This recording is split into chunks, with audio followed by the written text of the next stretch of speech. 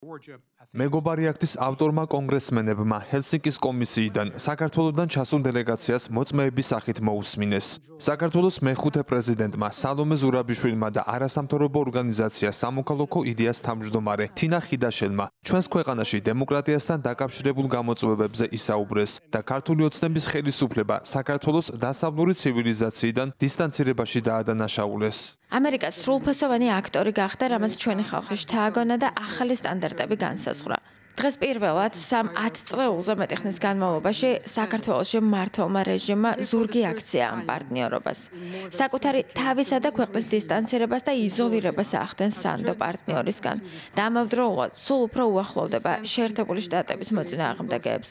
რუსეთი თავისი დომინანტური პოზიციის აღსადგენად თამაშობს. ქართული ოცნება სულ უფრო ანტიამერიკული და პრორუსული გახდა. აკოპირებენ რუსეთის ლიდერების რიტორიკას, ასევე ჩინეთთან და ირანთან. თავისუფალი დემოკრატიული დასავლეთზე ორიენტირებული საქართველო მიუღებელია მოსკოვისთვის. ქართულმა ოცნებამ სახელმძღვანელოში შესატანის შემთხვევა შექმნა ანაკლიის პორტზე. საიდანაც ამერიკულ-ქართული კონსორციუმი გააგდეს.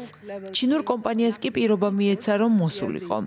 საბედნიეროდ, ეს ჯერ არ მომხდარა, მაგრამ ქართული ოცნების მხრიდან ძალიან ძლიერი ინტერესია, რომ ამ ჩინურ კომპანიას გზა გაუხსნან. საქართველოსა და შეერთებულ შტატებს შორის გამწვავებულ ურთიერთობასა და ქართული ოცნების პოლიტიკური ლიდერების შესაძლო რუსულ თუ ჩინურ კავშირებზე ისაუბრეს ჰელსინკის კომისიის თანამომხსენებლებმა. ახსენეს მეგობარი აქტიც, რომელიც ახლა სენატში დაპაუზებულია. ქართული ოცნების მთავრობა, რომელმაც არჩევნები გააყალბა, ქართულ ხალხს დიქტატურისკენ მიათრევს, ართმევს სუვერენიტეტს და სიღარიბისთვის იმეტებს, ღალატობს ქვეყნის ტრადიციულ მოკავშირეებს, მათ შორის შეერთებულ შტატებს. მისი მმართველობა ერთპარტიულია. მან ოპოზიციონერი ლიდერები დააპატიმრა, სცემა და აწამა მშვიდობიანი დემონსტრანტები, გააჩუმა დამოუკიდებელი მედია და საქართველოს ავტორიტარული კონტროლის ლაბორატორიად აქცია და ის სწრაფად აქცევს საკუთარ თავს ბელარუსის და რუსეთის ფედერაციის კატეგორიაში. ეს ღალატი აქ არ ჩერდება. სამწუხაროა, რომ სენატმა არ მიიღო და არ მიიღებენ მეგობარ აქტს.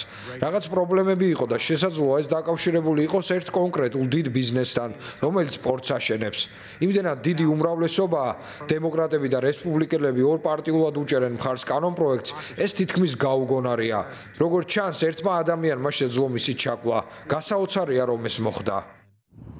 ვაშინგტონში გამართულ მოსმენას პოლიტიკური შეფასებები მოჰყვა თბილისში. ქართული ოცნების ლიდერები აცხადებენ, რომ ეს მოსმენა მომხსენებელთაგან ღალატის მორიგი გამოვლინება, ხოლო ეგრეთ წოდებული მეგობარი აქტი მათივე თქმით მტრული აქტია. სალომე ზურაბიშვილი, თინა ხიდაშელი, ჩვენ ვიხილით თანამედროვე სერგო ორჯონიკიძეები, გუშინ ვაშინგტონში, რაც ძალიან სამწუხაროა, ბუნებრივია. რაჩხა მეგობარი აქტს, რომელიც სინამდვილეში იყო მტრული აქტი, ქართული ხალხის წინააღმდეგ, ჩვენი სახელმწიფოს წინააღმდეგ, ჩვენი ეროვნული ინტერესების წინააღმდეგ, საბედნიეროდ, როგორც ირკვევა, საბოლოოდ ჩავარდა, ეს რა თქმა უნდა ძალიან კარგია. ჩვენ იცით, რომ გვაქვს კონკრეტული მიზანი, სუფთა ფურცლიდან კონკრეტული გზამკვლევით გადავტვირთოთ ურთიერთობები და განვახილოთ სტრატეგიული პარტნიორობა ამერიკის შეერთებულ შტატებთან, ჩვენ ამის იმედს ვიტოვებ. მადლობა ჰელსინკის კომისიას ამისთვის, რომ ასე ერთად ნახეთ Deep State-ის აგენტები. იმ ქვეყნის, რომელმაც ის შობა და აღზარდა, ამ ქვეყნის წინააღმდეგ ჩვენებას იძლევიან, აი ეს ორი მოღალატე თავის კუთვნილ ადგილს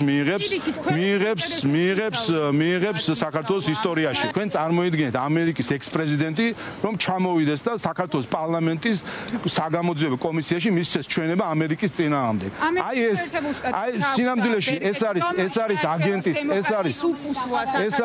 ეს არის ყველა აგენტის ხვედრი და ყველამ უნდა ისწავლონ ხიდაშელის და ზურაბიშვილის როგორ ექცევიან აგენტებს. ოპოზიციონერი პოლიტიკოსები კი ამბობენ, რომ ქართულმა დელეგაციამ პარტნიორი ქვეყნის კანონმდებლებს კიდევ ერთხელ გააცნო საქართველოში არსებული რთული ვითარება, რათა ამ განხილვას შესაბამისი რეაგირება მოჰყვეს. ცხადია, ქართული ოცნება ყველაფერს აკეთებს მიზანმიმართულად ჩვენს ევროპელ და დასავლეთ პარტნიორებთან ურთიერთობის ბოლომდე დასანგრევად. De facto პრემიერ-მინისტრი, რომელიც ესწრება ირანის მეჯლისის ხდომას, სადაც ხმამაღლა ყვირიან სიკვდილი ამერიკას, სიკვდილი ისრაელს, ბუნებრივია, რომ ის ხელისუფლება ვერ იქნება ამერიკის შეერთებულ შტატებთან დაახლოებული და ვერ გადატვირთავს სისტემურად ურთიერთობას. ჩემი აზრით, ის ყველა გზავნილი, რომელიც ჟღერდებოდა ქართული ოცნების საგარეო კურსთან დაკავშირებით, დაკავშირებით შესაბამისობაში მოდის დემოკრატიული თავისუფალი ქართული საზოგადოების იმ ნაწილის აზროვნებისგან, რომლებიც თვლიან, რომ ქართული ოცნების საგარეო მიმართულება არსებითად ანგრევს ქვეყნის შესაძლებლობას გახდეს დასავლური ცივილიზაციის სრულფასოვანი ნაწილი. ჰელსინკის კომისიაზე კიდევ ერთხელ დადასტურდა ის, რომ ამერიკის შეერთებული შტატები დგას საქართველოს ეროვნული ინტერესების დაცვის სამსახურში და ქართულ ხალხთან, ამავდროულად ისიც, რომ არანაირი ლეგიტიმაცია არ ექნება ქართულ ოცნებას და ცხადია, ვერ აღდგება ამერიკის შეერთებულ შტატებთან სტრატეგიული პარტნიორობა, თუ არ გათავისუფლდნენ პოლიტპატიმრები და არ ჩაინიშნა დემოკრატიული არჩევნები. მეგობარი აქტის განხილვა ახლა შეჩერებულია. მაისში განხილვისას რესპუბლიკელმა სენატორმა მარკუენ მალინიმ ხმა მისი მიღების წინააღმდეგ მისცა. მისეც იგი საქართველოსზე დაკვირვების გაგრძელებაა. უცნობია რა ბედიელის ამ აქტს და როგორი დამოკიდებულება ექნება მომავალში პრეზიდენტ ტრამპის ადმინისტრაციას საქართველოსთან და მის მმართველ ქართულ ოცნებასთან. ალეკო გვეტაძე, ევრონიუს, ჯორჯია.